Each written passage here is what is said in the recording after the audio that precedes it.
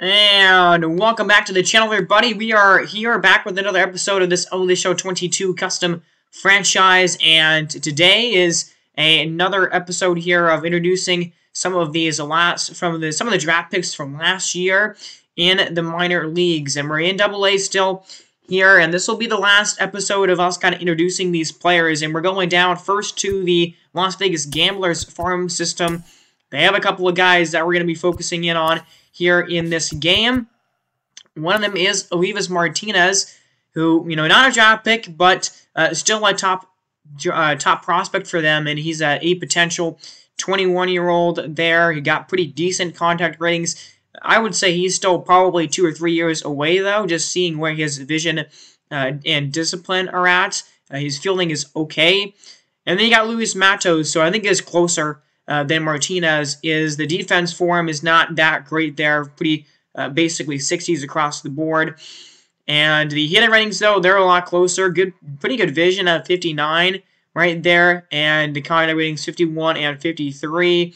43 and 41. Pretty even hitter here. Not excellent at really anything, but pretty decent all around. And this is a draft pick, though, from last season here in the last year draft, and it was their first. I think it was their first round draft pick, either their first or their second. Benito Venezuela, starting pitcher from Venezuela, and 21 years old, a potential 68 overall, and of course the biggest thing that immediately sticks out when you look at his ratings is that K/9 at 79. That is one of the highest that I've actually ever seen a draft pick. I didn't adjust that rating at all. And so that's one of the highest K/9 ratings that I've ever seen for a draft pick coming right out of the draft in this game. But yeah, he has a great K/9, and all the rest of his stats are pretty even across the board, not excellent at anything else. But that K/9 is a big plus for him. So we'll see what he can do here in his first start here in AA in the minor leagues. The Amarillo Sea Poodles, the Sea Poodles here are going in and taking on this other squad, and I can't remember. I don't know who this AA affiliate is in Midlander Rockhounds. I can't remember who it is, but they don't have really anybody on this Midland team that is a prospect to focus on. As Venezuela here in the first inning, the first batter he faces here, it's a fly ball to center field, fairly shallow, and caught there in center for the first out of his professional career. And here's Xavier Warren now stepping up to the plate. 1-1 here to Warren, and that ball is flown into the air. It's pretty deep out there in right field, or in left field, and it's caught! Wow, at the wall, and in right field they're jumping up and making that catch with the wall right there. That ball is hit really well, and that was an excellent job there of that outfielder tracking the ball and tracking it all the way into his glove. And there's a swing and a miss. That is strike 2 on Jayon Bay, who's the hitter now in this situation. And Venezuela now has him set up at 1-2. Let's see what he comes with here on this pitch. It's a high fastball, 92. And it's fast enough to get it past Bay. He swings and misses weight on it. There's the first strikeout for Venezuela. And with that high K/9 rate, probably the first of many for him. He's not going to throw super fast. That fastball is sitting at around 90 to 92 miles an hour for him. So the velocity for him right now, at least, is not that crazy. But he does have some pretty decent stuff. And the four-seamer there is way inside and a little bit low, too. That was a pretty bad pitch to swing out there for the hitter. But I think he's going to get most of his strikeouts just through the movement on his pitches here. That is the biggest thing for him as a pitcher. And here's Daniel Johnson now. There's a man on first base here after a single earlier in the inning. That's a 2-2 pitch that swung on and missed. And he's gotten 3 strikeouts now, all of them on that fastball. And Johnson looked a little bit early, actually, on that pitch right there. So now there's 2 down in the inning. And, you don't necessarily, velocity definitely helps you get strikeouts, but you don't technically, you don't need to have amazing velocity to get strikeouts. I think movement on the pitches that you throw is maybe even more of an important factor in getting those Ks, and especially for somebody like Venezuela. So we're now in the bottom of the second inning, and now we're finally seeing our hitters that we want to focus on here in this game. And we'll start with Luis Martinez, his first at-bat of the season here. And he's going to shatter his bat on a four-seamer way inside, swung late on it, and it's going to be an out, grounding it back to the pitcher. So here's Luis Matos with 2 down in the inning. His first at-bat here of the season. And Patrick Weigel is the pitcher right now. Matos is facing an 0-2, and he looks at a four-seamer there at the knees. And he's shaking his head. Yeah, that was in there for a strike. Should have swung at it there. Should have protected the plate better. And so that'll send us to the top of the third inning. And so far here, a good clean first couple of outs for Venezuela. He's got the first 2 of this frame. Christian Ano is going to ground it over to third base, and that's an out there. And that's a 1-2-3 inning for Benito Venezuela here in the third. So now we're in the top of the fourth inning. And that four-seamer does just miss outside. That was a pretty good pitch, though, on 1-2. Tyron Bay struck out his last time up. 2-2 to him. Now he is going to swing and miss again and strike out again. And Venezuela's got his 4th K, all on the fastball so far again. And Bay late on this pitch, late on that pitch right here. Let's look at this pitch sequence. The changeup was maybe a little bit too right down the plate there. But overall, those 2 fastballs that he threw on the outside and on the inside corner, perfect pitches. And he's going to get one more here to end the 4th inning. Swing and a miss there on a high pitch. I believe that was a fastball as well. And Venezuela has got 5 Ks here through 4 innings in this game, and has only allowed a couple of hits. This has been an excellent beginning to his night. So we go to the bottom of the 4th, and here's Martinez. Only his second at bat, a low-scoring game so far. Both these pitchers in pretty good control. This one, that's a fly ball. It is to left field, and the left fielder there is going to be able to range over and make that play pretty easily. So no at bat for Matos in that inning. We're in the top of the 5th inning. Now that's a swing and a miss. Four-seamer 92 blows it by the hitter there. And there's number 6 for Venezuela. Let's see this pitch again. And yeah, way late on that fastball.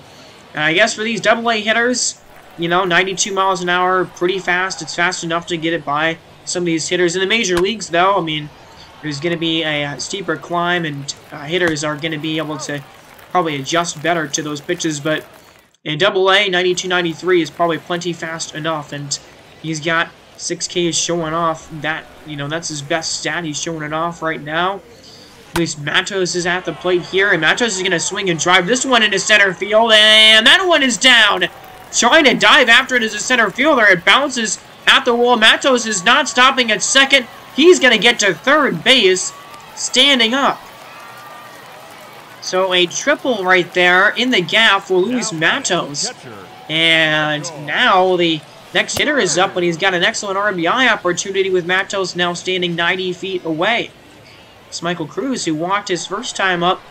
And can he bring Matos home is the question now. There's a line drive to center field. And yes, tagging from third base is Matos. He's fairly fast, and he's going to get there. He's going to be on in to score. So Cruz does his job, gets his sac fly, and makes it 2-0 Amarillo. So now we're in the top of the 6th, and Venezuela has got a little bit of a cushion here in this game so far. That's a swing and a drive, and that's going to be a base hit right there into right field. And that's only the 3rd hit of this game for the Midland Rockhounds so far. But a leadoff base runner here. Can they take advantage of it? Line drive, speared by the 3rd baseman. That ball was hit pretty well, for sure, but it was right to the infielder there, and he makes the grab to get out number 1 in the inning. It's a pretty big out right there. Now Xavier Warren at the plate. 1-2 to Warren here. And it is strike 3 on the corner. Beautiful pitch on the inside part of the plate. Man, that's where this one ended up and was located. Look at that pitch. I mean, that is perfect right there on the inside corner. There's nothing that the hitter Cruz can do about it. Now it's an 0-2 count to Bay here, as that's a swing and a fly ball, and it's caught in the outfield there to end the top of the 6th inning. So working around that leadoff base hit right here, another 0 put up by Venezuela.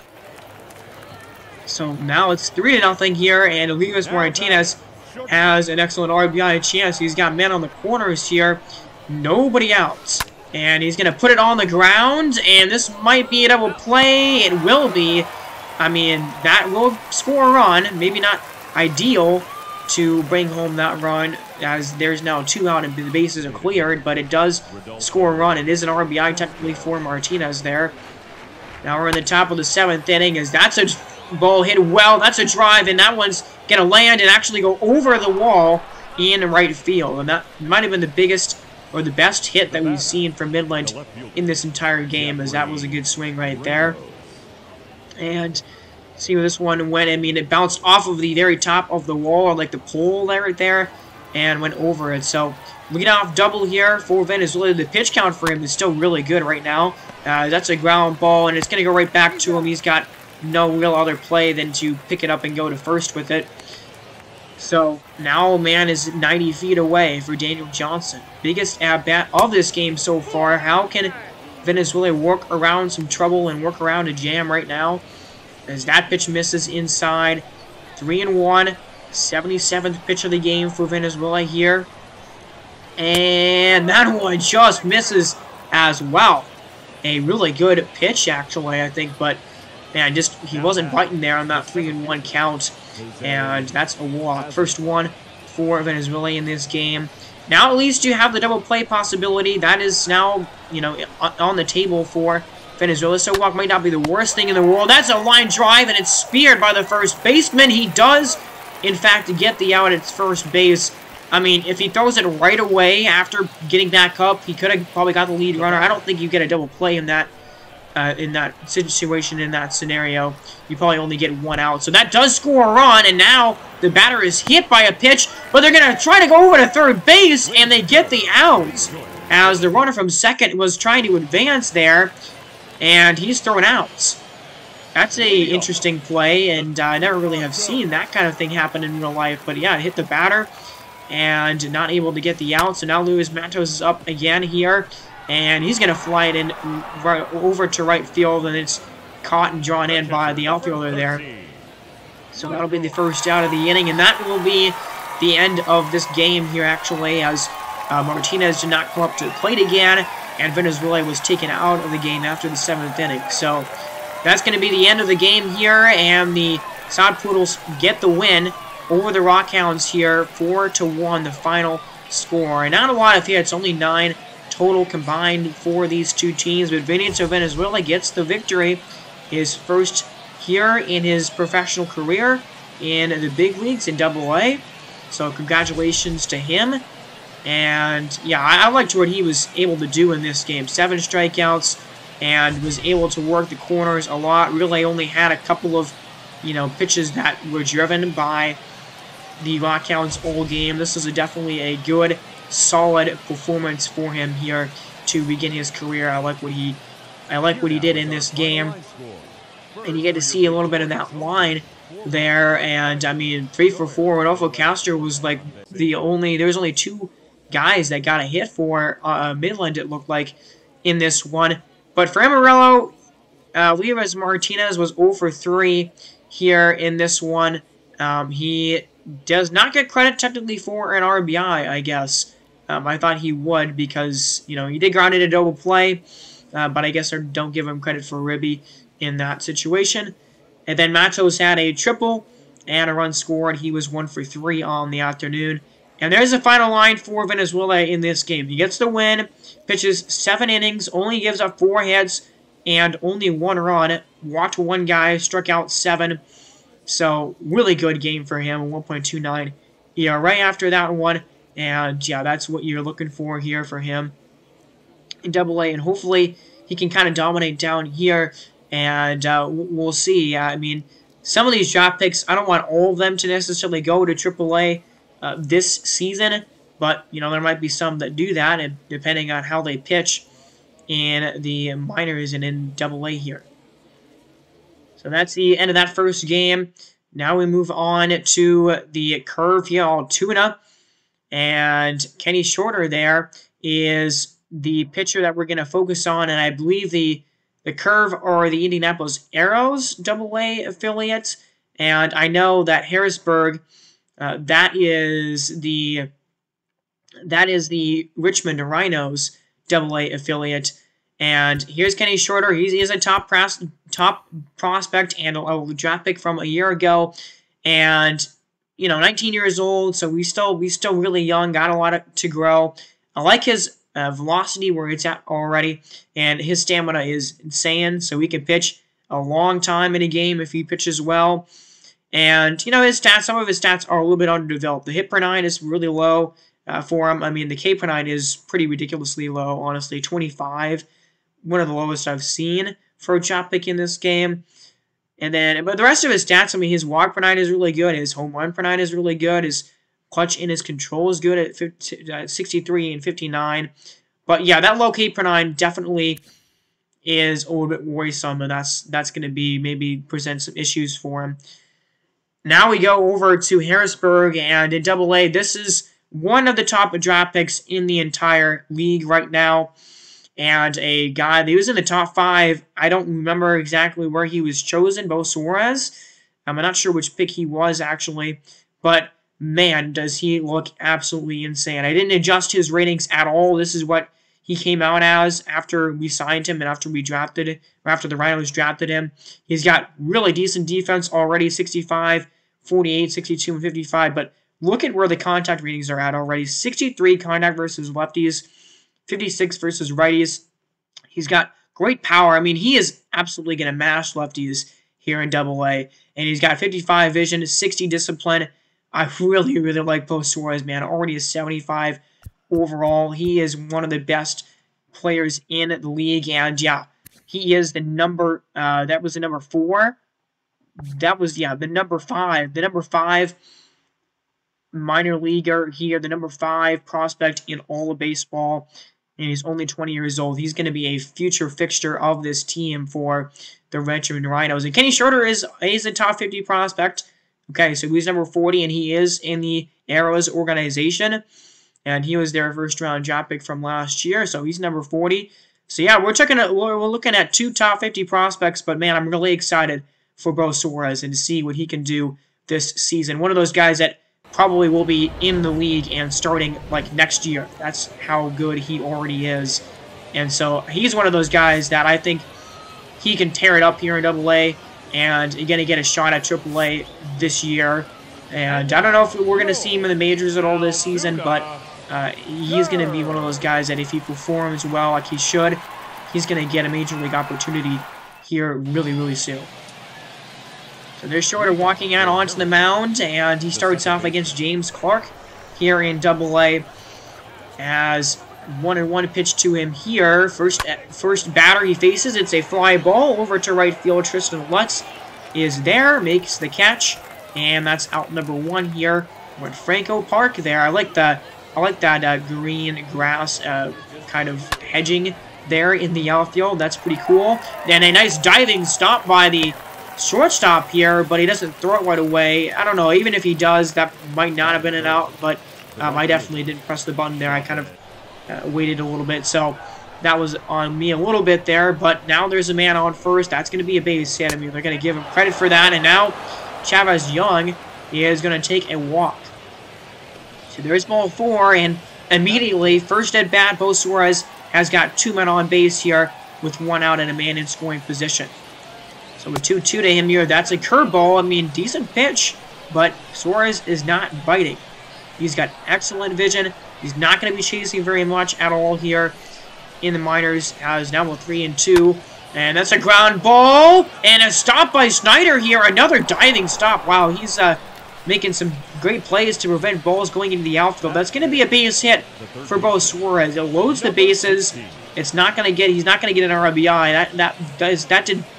That play saved an RBI for sure, but Bo Suarez, his first professional hit here, as big-time situation already in this game early. Jake Means is at the dish here with the bases juiced and 1 out. See what he can do here with this opportunity.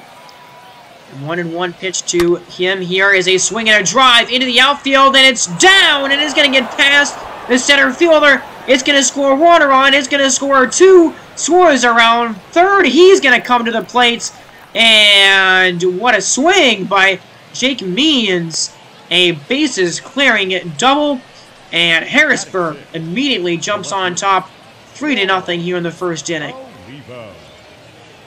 Man, that's a big-time swing, and immediately some runs coming across, and Kenny Shorter there whiffing on his first opportunity here to really, I mean, a lot of base runners, but you got to find ways to work around it, as 25 pitches in this inning. This first inning has been a long one for Shorter, who's still only got one out. There's a ground ball to third base. This should be out number 2, and it will be, and that's a good out for Shorter. The runner doesn't move up at all either, so unproductive out for Harrisburg, but now 2 down in the inning. So Justin Yurchak, I think that's how you pronounce that last name, he's going to fly this one foul territory and trying to catch this one, almost getting to it, and not actually being able to make that catch out there is the left fielder. So the at-bat will continue here for him. And there's a ground ball, and this one is stopped by Reyes. Another diving play that prevents a base hit. I mean, the third time that that's happened in this inning. I mean, well, not the first one. It didn't prevent a base hit, but it prevented the ball from going into the outfield. So first and third, there is a fly ball. Tristan Lutz, he caught the first out of the inning here, and he finally catches the final out to end the frame. Kind of a brutal frame for Kenny Shorter, I'm not going to lie. 4 hits, 3 runs, all coming off of the Jake Means double into the gap here. And can he bounce back now from a rough first inning? That's going to be the question here as we move on to the top of the second. Man on base, man at the plate here, and that ball misses. That was an 0-2 pitch that does not catch the zone. Richie Martin is the man at the plate right here. And he's a 1-2 pitch coming to Shorter. And there's a four-seamer. 94 miles an hour there outside and low corner. That was a great location right there by Shorter. And late on that pitch was the hitter. That is out number 2 in this inning. And that's the first strikeout for Shorter in this game. I won't see a whole lot more of those in this one. And now trying to steal second base and actually doing that successfully is the runner, Jonasai Vargas. That's first name is kind of wild. As now the 0-2 pitch, a four-seamer inside. That is strike 3, swing and a miss there. And he does get a, gives up another base hit, but does get another strikeout, so 2 in that inning to head to the top of the third and put up a 0. That was a big inning to put up a 0 for Shorter for sure. And now that's a ground ball. That's going to go back up the middle. No chance of stopping that one from going into the outfield. Bo Suarez has another base hit. Second of the game. Second of his season for him. And, yeah, good hit right there. Back up the middle. So, man on. Here, top of the third inning. Nobody out. Jake Means is going to swing and miss there. Curveball down low. That was a good pitch. Really good off speed by Shorter there, and he does come back and get some revenge on that hitter right there. He gets a strikeout. So he's got 3 now. Johan Olivio is at the plate. That's a ground ball back to Shorter. Here's a double play opportunity, and they get him out at first base. That was a close play, but they do get the out. Good turn by Shorter with that ball coming right back at him, and just cool, calm, and collected, immediately going to second base and getting that double play. So that's a big 0 here as well, working around a base hit by Suarez. So another base runner. I mean, we haven't seen an inning where Shorter hasn't given up a base runner yet, but that's a curveball. Perfect location on the outside corner. And that's what, Shorter is going to, if he's going to get strikeouts, he's going to get them looking. That is really going to be how he's going to have to do it, because there's not a lot of swing and miss in his pitches usually, so he's going to have to locate really well and get pitches on the corner to get strikeouts the majority of the time. And he's going to do it again here with a 4-seam fastball at the top of the zone for strike 3. Wow, he's got 5 Ks, and I think he's got at least 3 of them looking in this one. So he does have 7 hits given up. That's kind of a lot, and, you know, we're in the top of the 5th, 80 pitches. Maybe his last inning of the game here. 1 down already in this frame. Here's Chavez yelling at the dish. He's 0 for 1 in this game, but he swings and drives one deep to right center field. That ball is going to go into the hedges out there in the outfield, and it is gone. Chavez Young with a blast to right center field. First home run of the Double-A season for him, and the first one for the Senators in this year, and it is now 4-0 right now. 405 feet. That was a pretty professional home run there by Young. That ball is going out in a lot of Major League ballparks there. So here's Bo Suarez now, and yeah, I mean, shorter here. His leash is pretty short. I don't think he's going to stay in the game if he allows another base runner here. And he's facing a dangerous hitter. I mean, Bo Suarez is so far 2 for 2 on the afternoon. 1-2 pitch. There's a 4-seamer, though. Swing and a miss on that one. And Suarez looking a little bit foolish there, chasing an outside fastball here. And it looked like he was out in front of that one. Yeah, definitely. I mean, actually, the timing might not have been that bad. It was just not a good pitch to swing at. So he gets a strikeout there. Now Jake Means is going to swing and miss. So he struck out twice now after getting that bases clearing double. And Schroeder, you know, for such a low K per nine, he actually finishes this game with 7 strikeouts. And yeah, that probably is going to be his last frame of the day here. Just 8 hits, 4 runs allowed. So, you know, there was the first inning really was rough for him in this game. And now we're going to focus on Bo Suarez for the rest of this game here. As that ball was in the dirt and trying to go to third on it here and getting gunned down is the base runner. Good play by the catcher there to recover after that ball was thrown in the dirt. And now Bo Suarez is going to swing and miss. Yikes. That maybe is just a lack of experience there for Bo Suarez against more competitive pitching, because that pitch was pretty awful there. And the pitch sequence, I mean, those first 2 pitches were strikes, but everything else was not really close to the strike zone. But that is going to end the game here, and Harrisburg holds on, gets the victory in this one. And they win it 5-1. The Curve really didn't do anything on offense. Well, they only had 2 hits all game tonight, and they only got 1 run at the very end of the game. So Harrison wins. They jump out early in the first inning, and they just don't look back. They keep that momentum going. The starting pitching for them was almost perfect today. And so the couple of guys that we focused on, Bo Suarez had a pretty good day. I mean, 2 for 4. The 2 strikeouts, you know, that stuff is going to happen. His second strikeout especially was not a good swing at all. But, you know, Kenny Schroeder, I mean, you take that first inning away for him here, he had a pretty good game, honestly. I mean, that first inning was just really rough for him. Yeah, he did give up a home run later on in the 5th inning. But, again, he gave up 4 hits and 3 runs in that first frame. So, yeah, he just had a bad start, and that really hurt him. Bo Suarez again, 2 for 4. It did also come in and scored a run on the Means double there that scored 3 in the first inning. So there's a look at the Harrisburg box score there, and the one guy that we are really wanting to focus in on. And then pitching for them, yeah, I mean, the starting pitcher, I don't actually know who that is there, but Drew was absolutely dominant, man. 8.2 innings, 2 hits, only 1 earned run, and 3 strikeouts. Or 3 walks, 9 strikeouts. He was absolutely excellent in this game. And then you look at Altoona, I mean, just not a whole lot going on here. I mean, only 2 hits all game, and it looks like Edwards had a home run in the 9th inning there, but that was the only run scored, and only 1 of 2 hits that happened all game for them. Kenny Schroeder there. Here's a look at his line here. 7.2 ERA after this performance. So 5 innings, 8 hits, 4 runs, 1 walk, 7 strikeouts. It's not an amazing line, but again, keep in mind, 4 of those 8 hits he gave up in the first inning. 3 of those 4 runs he gave up in the first inning. So, yeah, quite a lot of base runners, though. But surprisingly, 7 strikeouts. That's way more than you would think he would be able to get, considering what his K-9 stat was like going in. But he's And 19 years old, he's still super, super young, so I think he's going to turn out to be a pretty good player.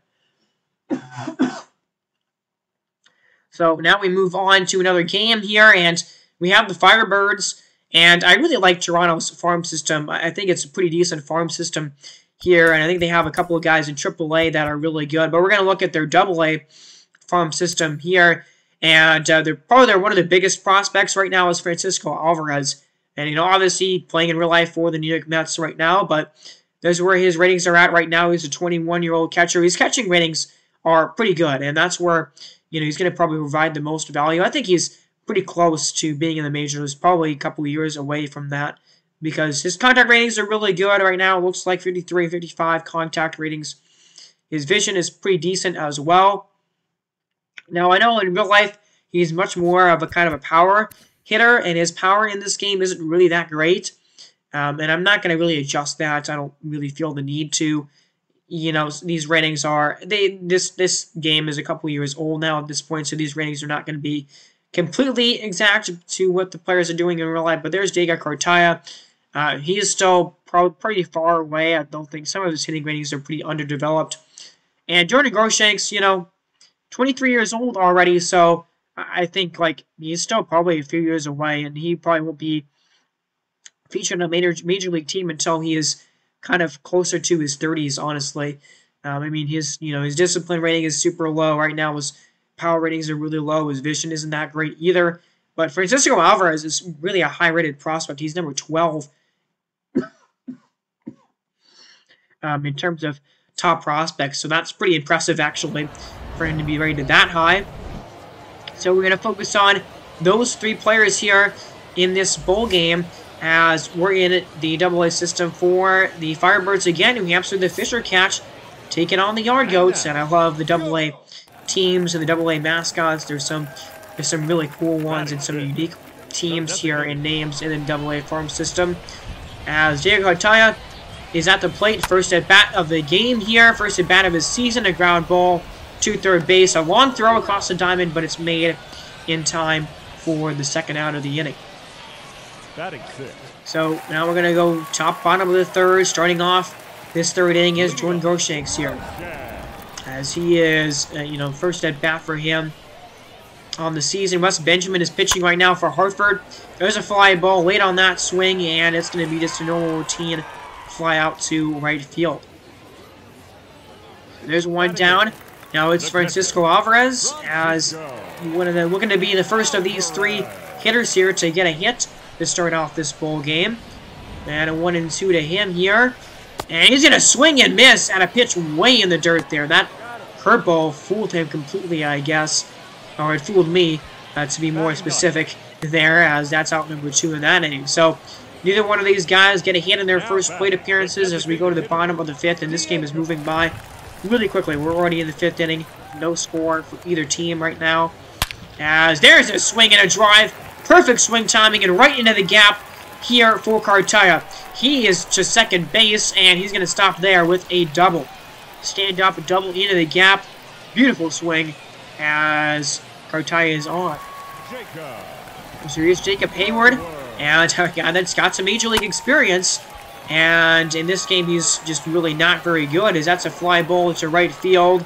And no tag-up attempt there from Cartaya. He would have been thrown out pretty easily if he tried that. So here's Jordan Groshanks, and he's does have an RBI opportunity if he can get a ball into the outfield and get a hit here. As he warms up his swing, here's an 0-1 to him, and that's a line drive into center field, but it's right to the center fielder, and man, that ball was hit well by Groshanks, but hit just right to the outfielder there. So that will be an out, and that'll end the 5th inning. So Hartford does score, and they are on the board here as we go to the bottom of the 6th, and Francisco Alvarez leading this inning off. So you can do here the first pitch. There's a line drive, and that's a perfect swing timing here from Alvarez, and he's going to get a base hit, and he's not going to try and go to second or anything. That was ball absolutely mashed right back up the middle, right back where it came from there. And that is a base hit. So a first hit for Alvarez this season. Here's Diego Cartaya, and nothing happened after that hit. No, he didn't come in to score or anything. But it is tied at 1 now, as there's a ground ball by Cartaya to second base. That's going to be an out here, out number 1 in this 7th inning. Now batting. And now it's Alvarez up again here, 1 for 2 on the day. He does have a man at third base here. And there's a swing. That's a fly ball. Line drive into center. And it is going to fall in. Almost caught out there in the outfield. And Alvarez is going to get to second base. So a diving attempt by the center fielder there. He isn't able to make the catch. And that will bring a run home for New Hampshire. So it's 1-2. A big swing by Alvarez to give his team the lead here in the late innings. And let's see if his bullpen can hold on to this game right here, as we're now in the top of the 9th, and Sam Selman is the closer, and he does it. 1-2-3 inning in the 9th inning, and the Fisher Cats win the game. So Francisco Alvarez, a totally key player in this one for the Fisher Cats here, and he gets what ends up being the game-winning double down into center field in that 7th inning.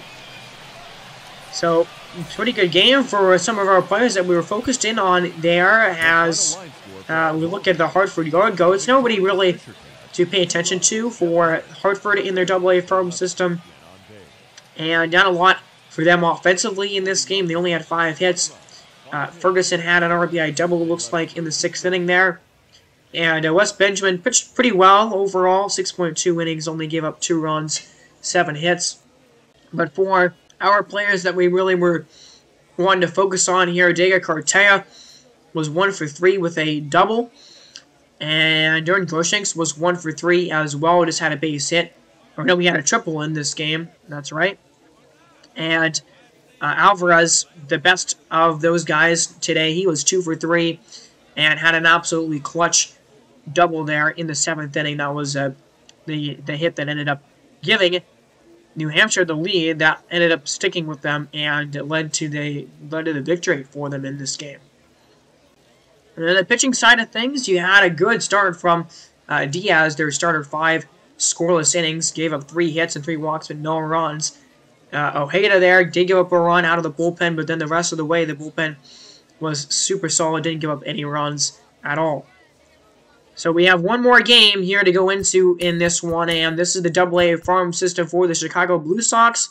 And, man, the Chicago Blue Sox had a couple of absolute smash draft picks here in last year's draft. And Homer Santos, a top 5 draft pick, I believe, or at least a top 10 draft pick from last year for this team. I mean, his ratings are awesome.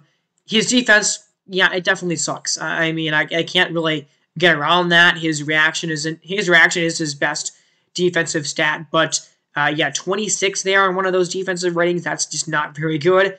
But man, his vision is awesome at 73. His discipline is 77. His grade 63 and 69. Contact ratings. Those contact ratings are incredible. So he's gonna be a pure contact guy. But I really like where his stats are at. He's 21 years old. And then Carlos Morales was also a draft pick, and I don't remember what round he was selected for Chicago. I might put something on the screen here to kind of tell you guys where they actually were drafted. I'll look back at my draft video from last year and it'll give you that information.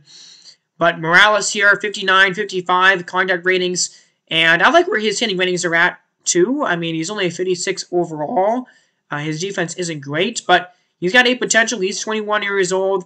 And neither one of these guys are actually in the top 50. I was kind of surprised by that, especially Homer Santos. I thought for sure he was going to be in the top 50 prospect list, but he's not. But I like both of these guys for Chicago here. They need some of those prospects. They're just not a great team right now. And so those are 2 really good and key draft picks for them going forward. Hopefully those guys can be mainstays on their team. So we are in the quick managing here. And I didn't actually play any at-bats with him in this game, but there is Monty Mauricio on this team for the Lookouts, and I just, the only reason I really showed him is he is does have high beat potential, but, I mean, he's just so underdeveloped, especially with his hitting ratings. There's a home run by the leadoff hitter here for Chicago here. Wow, that's for the Smokies. That's a pretty crazy leadoff home run there. First at bat of your season. You punch a homer, and now here's Homer Santos And, you know, despite his name, he's not going to be hitting a lot of home runs, but he does drive one deep into the outfield here, and that one falls in for an extra base hit. So that is going to be a double for Homer Santos, a ground rule double immediately. A super low fence here in this ballpark. And, yeah, you're going to notice, though, that these two players have, like, the exact same profile. Like, these are basically the same exact player. As tagging up from second base and thrown out is Santos at third base. Wow, okay, I thought he was going to get there for sure. That was an incredible throw by the center fielder, actually. Wow, that is impressive, and they do just barely get him. But yeah, Morales and Santos, they have like the exact same face scan.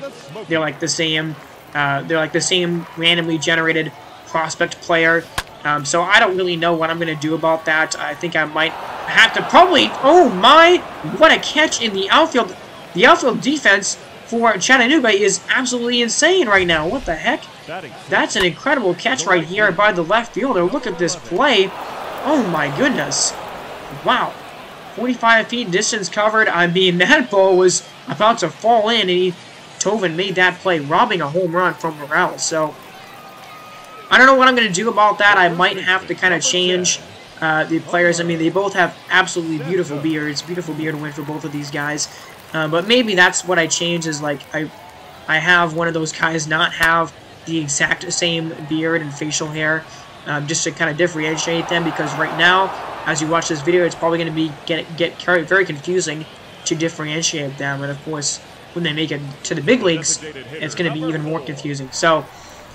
that is just something that I noticed as I was going through and playing this game. That's a fly out for Homer Santos in his second at bat here. There's another fly ball, and this one is going to be caught as well to end the third inning. So no runs there in that frame as we're going to end the third. Now we're going to top bottom four. Here's Carlos Morales up again. His second at bat. He is 0 for 1 so far in this game. He lined out to left field. That insane catch right there. And now he's going to swing and drive this one into the outfield, and that one is down. That one's going to be bouncing off the wall, and Morales is going to make his way to second base as well. So Carlos Morales has got his first professional hit here. It's a double into the gap. Now here's Homer Santos as we're in the bottom of the fifth, and the Smokies losing here 3-1 in this game.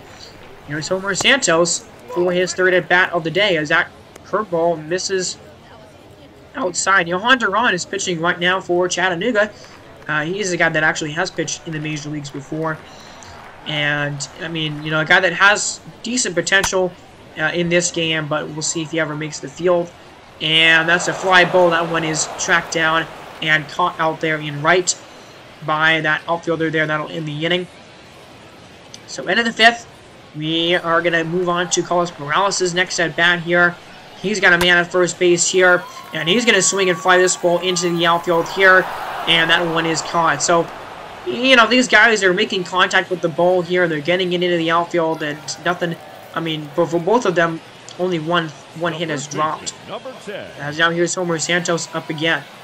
With an opportunity here. Runners on the corners, one man out.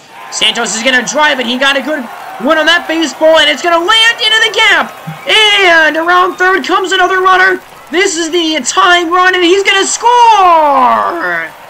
Homer Santos, a absolutely clutch, big-time 2 RBI double here with 1 out to tie the game in the 8th inning. Man, oh man, what a huge swing by Homer Santos. Perfect swing timing here. Look at that swing. Absolutely brilliant swing. We're in the 7th inning, actually. But what a monster hit right here. Now Carlos Morales can back up his top prospect buddy here. And he's going to fly this one to the outfield. And the left fielder, though, is going to make the catch to end the 7th inning. Good swing timing on that one from Morales. But he doesn't have enough. It doesn't fall in. But what a monster swing by Homer Santos right there. Ties the game for the Smokies here in the 7th inning. And a big 3-run inning for them. As we are in the quick managing now. Here, and an error to start off the inning. That's not great. There's a strikeout. There's a base hit. And there's another base hit. Perez there swinging, scoring a run. That run will not be charged and not be earned.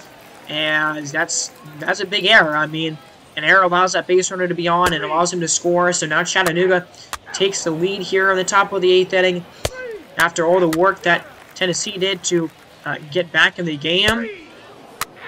But there is a 1-2-3 bottom of the 9th, and Peacock shuts the door for the Lookouts. So Chattanooga wins this bowl game here, 5-4, and our 2 players that we focused on had pretty good days and had decent games. I think Morales was like 1 for 3, had 1 hit in this game, but Homer Santos had a pretty good game for sure.